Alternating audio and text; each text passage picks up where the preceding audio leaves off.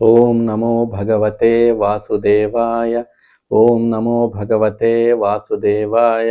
ఓం నమో భగవతే వాసుదేవాయ. హరే కృష్ణ. ఎందరో మహానుభావులు అందరికీ వందనాలు. నేను మీ భీమ.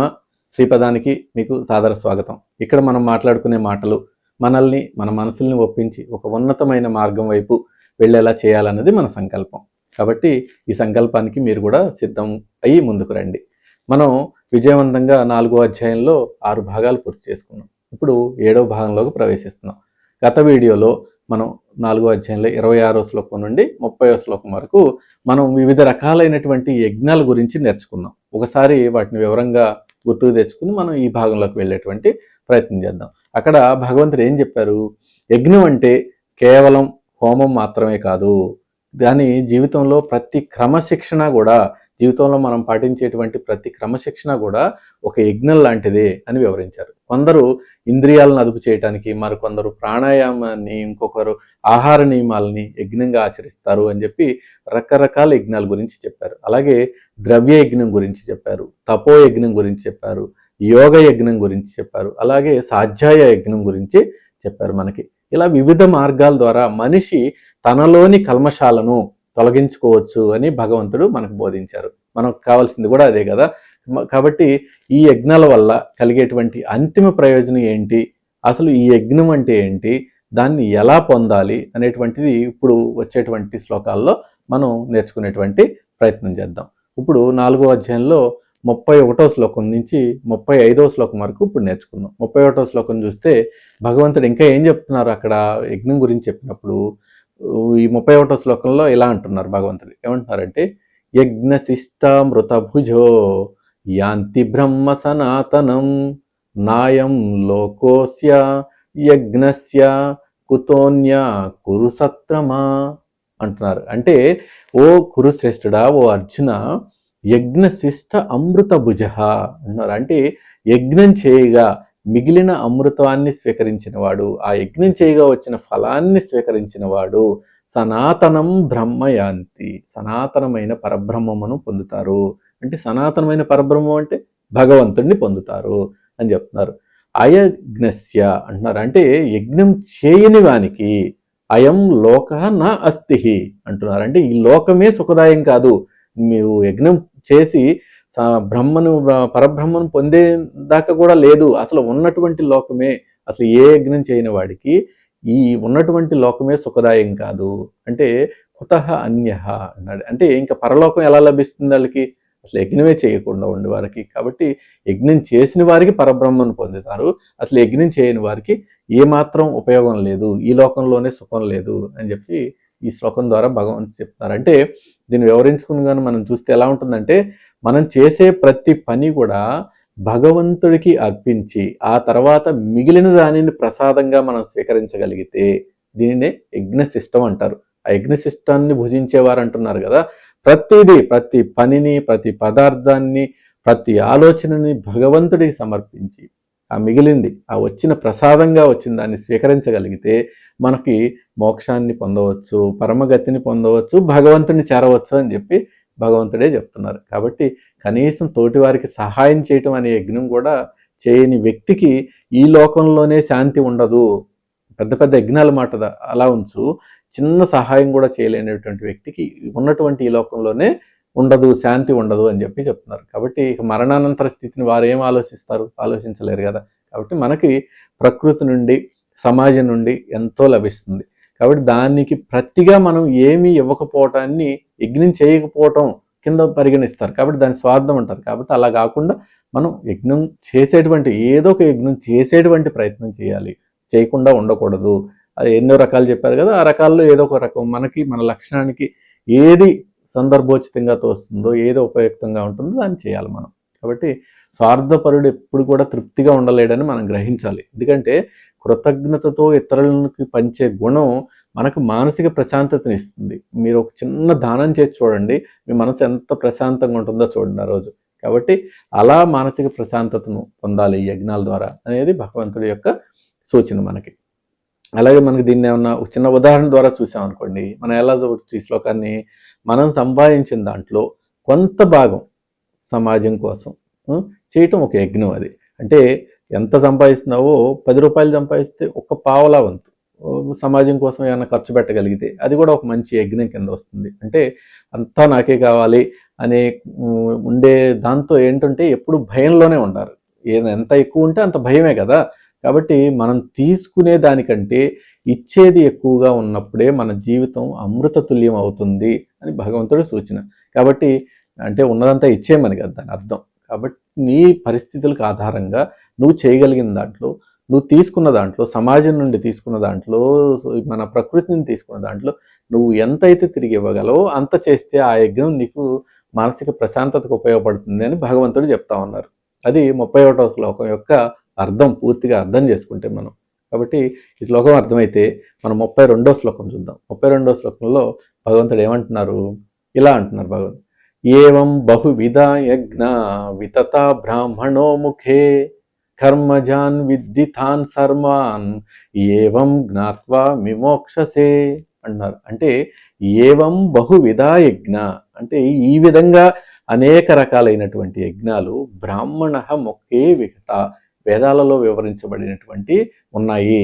అంటే ఆ వేదాల్లో చెప్పబడి ఉన్నాయి ఇలాంటివంటి అనేక యజ్ఞాలు.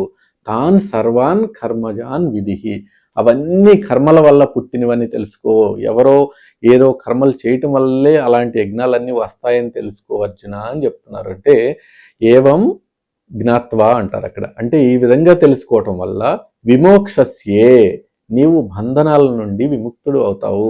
ఈ జ్ఞానాన్ని తెలుసుకోవటం వల్ల మనకి ఇవన్నీ ఉన్నాయి అని తెలియకపోవటం వల్లే కదా మనకి ఈ అజ్ఞానంలో పడి కొట్టుకుంటా ఉన్నాం. కాబట్టి ఈ జ్ఞానం తెలుసుకోవటం వల్ల నువ్వు ఇలాంటివన్నీ మన వేదాల్లో పురాణాల్లో ఉన్నాయని తెలుసుకో, వీటిని పాటించేటువంటి ప్రయత్నం చేయి అని చెప్పి చెప్తున్నారు అర్జునుడికి. అలా మనకి చెప్తున్నారు వాటిని పాటించేటువంటి ప్రయత్నం చేయమని. దీనికి ఏమన్నా ఇంకా వివరణ కూడా మనం చూడవచ్చు. యజ్ఞాలన్నీ కూడా ఏదో ఒక పని అంటే ఒక కర్మ ద్వారానే జరుగుతాయి అనేది భగవంతుడి యొక్క ఆదేశం. కాబట్టి అది శారీరక పని కావచ్చు, మానసిక పని కావచ్చు. కానీ ఈ పనులన్నీ కూడా బంధించడానికి కాదు, మనల్ని విముక్తి చేయటానికి, యజ్ఞం ద్వారా చేసేటువంటి పనులన్నీ కూడా మనల్ని విముక్తం చేయటానికి అని అర్థం చేసుకోవాలి మనం. అలా అర్థం చేసుకుంటే కర్మ వెనుక ఉన్నటువంటి ఉద్దేశాన్ని గ్రహించినప్పుడు మనకు మోక్షం లభిస్తుంది. ఏ కర్మ అయినా కానీ దాని వెనుక ఉన్నటువంటి ఉద్దేశాన్ని గమనించాలి. మనలో మనం చేసేటువంటి పనిలో, మనం చేసేటువంటి కర్మలో ఆ ఉద్దేశం మంచిది అనుకోండి, ఖచ్చితంగా మనకి మానసిక ప్రశాంతత, తద్వారా మోక్ష ప్రాప్తి ఇలా ఉంటుంది మనకి అనే ఆలోచన ఇక్కడ. దీన్ని వేరే రకంగా ఆలోచించి చూసాం అనుకోండి, మనం చేసే పనులు కేవలం యాంత్రికంగా కాకుండా అవి మన వ్యక్తిత్వ వికాసానికి ఎలా ఉపయోగపడుతున్నాయి అనేది మనం గమనించుకోవాలి ఇక్కడ. మన వ్యక్తిత్వ వికాసం బాగుంటే తర్వాత మనసు బాగుంటుంది, తర్వాత దాంట్లో ఉండేటువంటి ఆత్మ బాగుంటుంది, అన్నీ బాగుంటాయి. కాబట్టి అది మన వ్యక్తిత్వ వికాసానికి మనం చేసేటువంటి పని ఎలా ఉపయోగపడుతుంది అనేటువంటిది ఇక్కడ మనం గమనించుకోవాలి. ఏ పని చేసినా కూడా అది మనల్ని ఉన్నతంగా తీర్చిదిద్దితే అది ఒక సాధన అని మనం గమనించాలి. అప్పుడే మనకి ఆ పని చేసేటప్పుడు విసుగు, చిరాకు ఇలాంటివి కూడా రావు మనకి. అది కనుక మనకి ఉన్నతమైనటువంటి మార్గం వైపు తీసుకువెళ్ళే యజ్ఞం అయితే. కాబట్టి ఇలా మనం ఆలోచించవచ్చు. అంటే ఒక యోగాసనం వేసామనుకోండి, అది శారీరకమైనటువంటి కర్మ. కానీ అదేం చేస్తుంది మనకి, మన ఆరోగ్యం కోసం, మన మనశ్శాంతి కోసం చేస్తున్నామనే ఎరుకుతో మనం చేస్తాం కాబట్టి అది ఒక యజ్ఞం అవుతుంది అక్కడ. కాబట్టి అలా కూడా మనం చేయగలిగితే అది లోక కళ్యాణం కోసం, మన స్వకళ్యాణం కోసం కూడా ఉపయోగపడుతుంది అనేటువంటిది మనం ఇక్కడ గమనించుకోవాలి. ఈ శ్లోకం ద్వారా, 32వ శ్లోకం ద్వారా భగవంతుడు చెప్పేటువంటి సూచన ఇది. అలా ఈ శ్లోకం అర్థమైతే మనం 33వ శ్లోకం చూద్దాం. 4వ అధ్యాయంలో 33వ శ్లోకంలో ఏమంటున్నారు భగవంతుడు? శ్రేయాన్ ద్రవ్యమయాద్యజ్ఞాత్ జ్ఞానయజ్ఞ పరంతప సర్వం కర్మాఖిలం పార్థ జ్ఞానే పరిసమాప్యతే అంటున్నారు. అంటే ఓ అర్జున, ద్రవ్యమయాత్ యజ్ఞాత్ అన్నారు అక్కడ. అంటే ద్రవ్య రూపంలో చేసేటువంటి యజ్ఞం కంటే, ఇందా మనం చెప్పుకున్నాం, డబ్బు రూపంలో చేసేటువంటి యజ్ఞం కంటే, సహాయం కంటే జ్ఞాన యజ్ఞ శ్రేయాన్, జ్ఞానము యజ్ఞము చాలా శ్రేష్టమైనది. అంటే ముందు యజ్ఞాలు చెప్పి ఆ యజ్ఞాల్లో ఏది ఉత్తమమైనది అని ఇక్కడ మనకి చెప్తున్నారు భగవంతుడు. అంటే ద్రవ్య యజ్ఞం కన్నా కూడా జ్ఞాన యజ్ఞం, జ్ఞానాన్ని నలుగురితో పంచటం, జ్ఞానాన్ని, తెలిసిన జ్ఞానాన్ని అందరికీ పంచటం చాలా ఉత్తమమైనటువంటి యజ్ఞము అని చెప్తున్నారు. ఇప్పుడు మనం మన ఛానల్ ద్వారా చేసేది అదే కదా, జ్ఞానాన్ని, మనకు తెలిసినటువంటి జ్ఞానాన్ని ఎక్కువ మందికి ఇలా పంచుతూ ఉన్నాం. కాబట్టి ఈ యజ్ఞం చాలా శ్రేష్టమైనది అని చెప్తా ఉన్నారు. ఎందుకంటే సమస్త కర్మలన్నీ కూడా సర్వం అఖిలం కర్మ అంటారు అక్కడ. సమస్త కర్మలన్నీ కూడా చివరికి జ్ఞాన పరిసమాప్యతే, జ్ఞానమందే అంతమవుతాయి. ఏ యజ్ఞం చేయండి అదంతా కూడా చివరికి జ్ఞానంలోనే అంతమొందుతాయి, జ్ఞానంలోనే కరిగిపోతాయి, జ్ఞానంలోకే చేరుకుంటాయి అని భగవంతుడు చెప్తున్నారు. కాబట్టి ఆ జ్ఞాన యజ్ఞాన్నే చేస్తే పోలా, ఇవన్నీ కూడా ఒక చేయకూడదని కాదు, అవన్నీ ఒకవేళ తెలుసుకుని వాటన్నిటి కూడా జ్ఞానయజ్ఞం గొప్పది అని తెలుసుకున్న వారు ఎవరైతే ఉన్నారో వారిని జ్ఞానయజ్ఞం చేస్తే మంచిది అని భగవంతుడు సూచన. ఈ జ్ఞానయజ్ఞానికి అంత ముఖ్యమైనటువంటి ప్రాముఖ్యత ఉంది. కాబట్టి దీన్ని ఇంకా వివరణగా చూసాం అనుకోండి ఈ శ్లోకాన్ని, వస్తువులు దానం చేస్తాం చాలామంది, మంచిది అది కాదను. అలాగే జ్ఞానాన్ని పొందటం అంతకంటే గొప్పది. ఎందుకంటే ఆ జ్ఞానం చివరికి మనం అన్నీ చేసేది జ్ఞానంతో ఎండ్ అవుతుంది అన్నారు కాబట్టి ఆ జ్ఞానం సిద్ధించాక ఇక కర్మల అవసరం ఉండదు కదా. కాబట్టి ఇక కర్మలు చేయాల్సినటువంటి అవసరం ఉండదు. కాబట్టి చీకటిని ప్రాలదోవటానికి దీపం ఎలాగో అజ్ఞానాన్ని ప్రాలదోలటానికి, మనలో ఉండేటువంటి అజ్ఞానాన్ని పోగొట్టడానికి జ్ఞానయజ్ఞం అలా పనిచేస్తుంది అని మనకి భగవంతుడు సూచిస్తా ఉన్నారు. కాబట్టి ఇలా మనం ఈ శ్లోకాన్ని అర్థం చేసుకోవచ్చు. దీన్ని వేరే రకంగా ఆలోచించి చూసాం అనుకోండి, డబ్బు ఇస్తే అదేమవుతుంది, ఖర్చు అయిపోతుంది. కానీ ఒక మంచి ఆలోచనని ఎవరికన్నా ఇచ్చాము, ఒక మంచి ప్రవర్తన ఇలా ఉంటే బాగుంటుంది అనేది ఒక మంచి సూత్రాన్ని మన పురాణాల ద్వారా ఎవరికైనా చెప్పామనుకోండి, అది వారి జీవితాన్ని మార్చేస్తుంది. డబ్బు మారుస్తుందో లేదో మనం చెప్పలేం, అది ఎలా ఖర్చు అయిపోతుందో చెప్పలేం. కానీ ఒక మంచి ఆలోచన కనుక మనం ఇస్తే అది వారిని జీవితాన్ని మార్చవచ్చు. ఒక్కోసారి ఆ జీవితాన్ని మారుస్తుంది. కాబట్టి అన్ని సమస్యలు ఆ అజ్ఞానం వల్లే పుడుతున్నాయి. కాబట్టి ఈ జ్ఞానం వల్ల అజ్ఞానం దూరం అవుతుంది. ఇలా అజ్ఞానాన్ని మనం దూరం చేస్తే, సరైన అవగాహన కలిగిస్తే మనకి సమస్యలు వాటికంతటికి అవే తొలగిపోతాయి. ఇలాంటి యజ్ఞం చాలా ఉత్తమమైనటువంటి యజ్ఞం అని భగవంతుడు చెప్తా ఉన్నారు. మామూలుగా ఇది మా భౌతికమైన ఉదాహరణ ద్వారా చూసాం అనుకోండి, దీన్ని ఒక ఆకలితో ఉన్న వాడికి అన్నం పెట్టడం ద్రవ్య యజ్ఞం అవుతుంది. మనం అతనికి పని నేర్పించి సొంతంగా బతికేలా చేసామనుకోండి, అది జ్ఞానయజ్ఞం అవుతుంది. కాబట్టి రెండవది అతనికి ఎందుకు జ్ఞానం, అతను శాశ్వతమైన పరిష్కారాన్ని ఇచ్చేసింది అతనికి. కాబట్టి అందుకే మనం జ్ఞానాన్ని పెంపొందించుకోవడానికి, పెంచుకోవడానికి ముందు ప్రాధాన్యత ఇవ్వాలి. ఆ తర్వాతే ద్రవ్యం గురించి ఆలోచన చేయాలి, ఆ ద్రవ్య ఆలోచన అనేటువంటిది.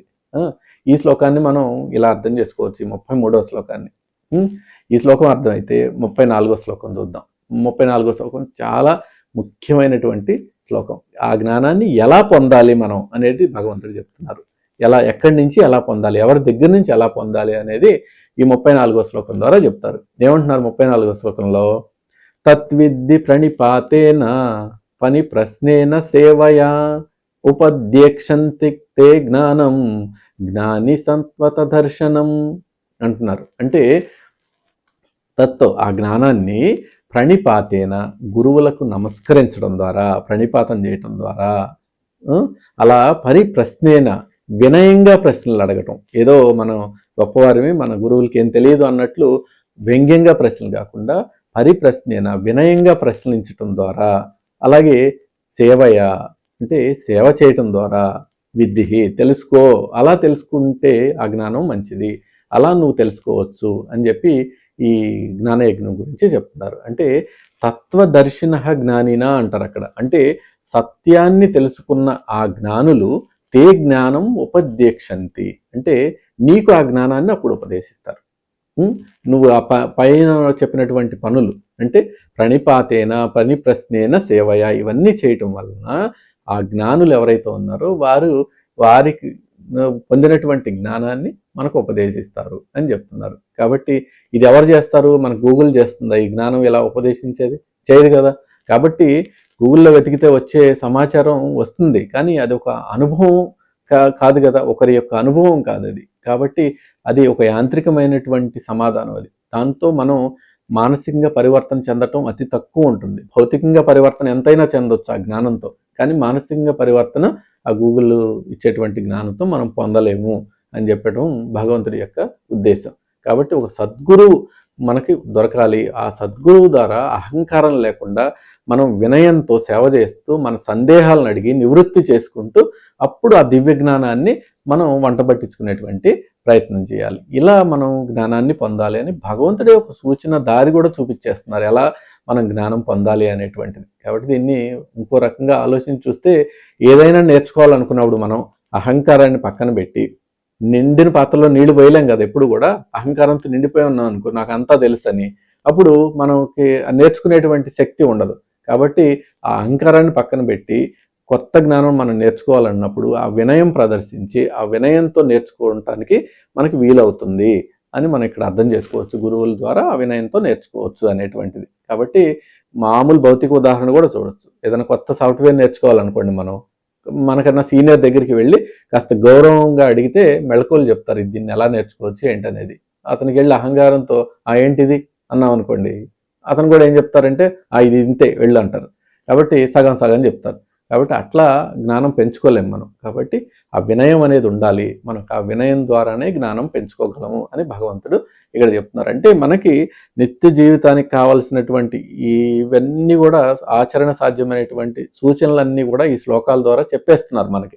ఎలా మనం ఒకరితో ప్రవర్తించాలి, ఎలా ఒకరి దగ్గర నుంచి జ్ఞానం పొందాలి అనేటువంటి సూచనలు కానీ, ఎలా మనం ప్రవర్తించాలి, ఎలా ఉండాలి, మన మానసిక ప్రశాంతత ఎలా పెంపొందించుకోవాలి, ఇవే కదా విషయాలన్నీ భగవంతుడు మనకి భగవద్గీత ద్వారా చెప్తుంది. కాబట్టి ఏం సమస్యలకి ఇది పరిష్కారం చూపదో చెప్పండి భగవద్గీత. అన్ని సమస్యలు చూపుతుంది. దానిని మనం ఆలోచించి మనకు అన్వయించుకున్నప్పుడు అది గుర్తుపెట్టుకోవాలి. అర్థమైంది కదా 34వ శ్లోకం. 34వ శ్లోకం అర్థమైతే ఇప్పుడు 35వ శ్లోకం చూద్దాం. 35వ శ్లోకం కూడా భగవంతుడే చెప్తున్నారు. ఏమంటున్నారు ఇక్కడ? యజ్ఞాత్వా న పునః మోహం ఏవం యాస్యసి పాండవ ఏన భూతాన్యశేషేణ దక్ష్యస్మాత్నోద్యోమయి అంటున్నారు. అంటే ఏమంటున్నారంటే ఇక్కడ, ఓ అర్జున, యత్ జ్ఞాత్వా అంటే ఆ జ్ఞానాన్ని పొందిన తర్వాత, ఏదైతే ఇప్పుడు పైన చెప్పారు కదా అటువంటి జ్ఞానాన్ని పొందిన తర్వాత పునః ఏవం మోహనై యాస్యసి అంటే నీవు మరలా ఇటువంటి మోహంలో ఎప్పుడు పడవు. ఒకసారి జ్ఞానం పొందేసావు, జ్ఞానం పొందిన తర్వాత ఆ మోహం ఏదైతే కోరిక ఏవైతే ఉందో అలాంటి దాంట్లో మనకు పడే అవకాశమే లేదు అని భగవంతుడే చెప్పేస్తున్నారు. ఎందుకని? ఆ జ్ఞానం ద్వారా అశేషేణ భూతాన్ని సమస్త ప్రాణులను ఆత్మని అధోమై దక్షసి అంటారు అక్కడ. అంటే సమస్త ప్రాణులను నీ ఆత్మయందు, నా తర్వాత నా యందు చూడగలవు అని భగవంతుడు చెప్తున్నారు. అంటే నీ ఆత్మయందు వాటిని అన్నిటిని చూడగలవు అని చెప్తున్నారు. కాబట్టి వాటన్నిటి మీద ఇంకెందుకు మనకి కోపం వస్తుంది, మమకారం వస్తుంది, వేరే రకమైనటువంటి భావాలు ఎందుకు కలుగుతాయి? వాటన్నిటిని ఒకే రకంగా మనం చూడగలం కదా. కాబట్టి నిజమైన జ్ఞానం కలిగినప్పుడు ఏంటంటే మనకు ఎదుటివారు అనే భావన పోతుంది. వీరు ఎదుటివారు, వీళ్ళు వారు, వీళ్ళు వీరు అనేటువంటి ఇది బైఫర్గేషన్ అనేటువంటిది పోతుంది అక్కడ. కాబట్టి ఇలా మనం ఈ శ్లోకాన్ని అన్వయించుకోవచ్చు. అందరిలో ఉన్నది ఒకటే ప్రాణం, ఆ ప్రాణమే పరమాత్మ అని అర్థమవుతుంది మనకు. అప్పుడు అర్థమవుతుంది. కాబట్టి అప్పుడు మనకి ఈ కులాలు, మతాలు, వర్గాలు, ఇవి అవి అలాంటివి ఉండే ఆస్కారమే మన మనసులో ఉండదు. అలా గనక మనం ఆలోచించగలిగితే అప్పుడు ఎవరి మీద ద్వేషం అనేది ఉండదు, ఎవరి పట్ల మోహం అనేది ఉండదు. అంటే రెండూ ఉండవు, ద్వేషం ఉండదు, అటు మోహం ఉండదు, ఏమీ ఉండదు. అంత దైవమయంగా కనిపిస్తుంది, అంతా ఒకటేలాగా కనిపిస్తుంది. అలా కనిపించేటువంటి సాధన మనం చేయాలి అని భగవంతుడు చెప్తా ఉన్నారు. ఈ సాధన కష్టతరమైన సాధన అయినా కానీ మనం సాధన చేస్తే మన మనస్సును ఆ వైపు మళ్లించవచ్చు అనేటువంటిది మన పూర్వీకుల నుంచి, యోగుల నుంచి మనం నేర్చుకోగలిగినటువంటి అంశం. కాబట్టి చేస్తే తప్పేం లేదు, చేయగలం మనం ఇలా అని చెప్పేసి మనం అర్థం చేసుకోవాలి. కాబట్టి విశ్వం ఏకత్వం.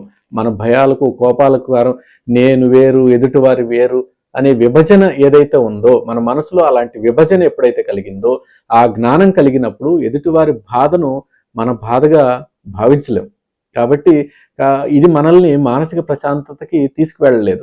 ఎప్పుడైతే అందరూ ఒకటే అనే భావన మన మనసులో కలిగిందో, అంటే వారు చేసే పనులు మనకి ఇబ్బంది కలిగించవచ్చు, కానీ భావన మారకూడదు మనలో వారి మీద అనేటువంటిది, అది సమానత్వానికి మనల్ని చేరుస్తుంది అనేటువంటిది మనం అర్థం చేసుకోవాలి. ఎందుకంటే ఎన్ని జ్ఞానాలు నేర్చుకుని, ఎంత జ్ఞానం నేర్చుకుని ఏం ఉపయోగం? ఎదుటి మనిషిని సమానంగా చూడలేనటువంటి మన భావం మన మనసులో ఉన్నప్పుడు, వారు మనలాంటి మనుషులే అన్నట్టు అటువంటిది ఆలోచన మనం చేయలేనప్పుడు ఎంత జ్ఞానం నేర్చుకుని, ఎంత చదువులు చదివి ఏం ఉపయోగం చెప్పండి? కాబట్టి అలా ఉండొద్దు అనే భగవంతుడు చెప్తున్నారు. భగవద్గీత ఆచరించే వాళ్ళు ఎవరైనా కూడా అలా ఉండరు అని నేను నమ్ముతా ఉన్నాను. సో అందరినీ సమానంగా చూసేటువంటి భాగ్యం వాళ్ళకి కలుగుతుంది, అలాంటి ఆలోచన వాళ్ళకి కలుగుతుంది. కాబట్టి నిత్య జీవితంలో మనం దీన్ని అన్వయించి కూడా చూసుకోవచ్చు. ఇదే ఎగ్జాంపుల్ని మనం మనుషులను పక్కన పెడదాం కాసేపు. ఒక బంగారంతో అనేక రకాలైనటువంటి వస్తువులు చేశారనుకోండి, వస్తువులే వేరువేరుగా కనిపిస్తాయి, కానీ అందులో ఉన్నటువంటి బంగారం అంతా ఒకటే. అవునా కాదా? కాబట్టి దేవుడు తయారు చేసినటువంటి దేవుడు అంశాలైనటువంటి జీవులన్నీ కూడా ఒకటే. కాబట్టి వాటి రూపాలు వేరు, వాటి భాషలు వేరు, వాటి ప్రాంతాలు వేరు అని మనం ఆలోచన చేయాలి. ఇక్కడ ఈ శ్లోకం బాగా అర్థమైన వాళ్ళు ఎవరైనా కూడా ఇలాగే ఆలోచన చేస్తారు.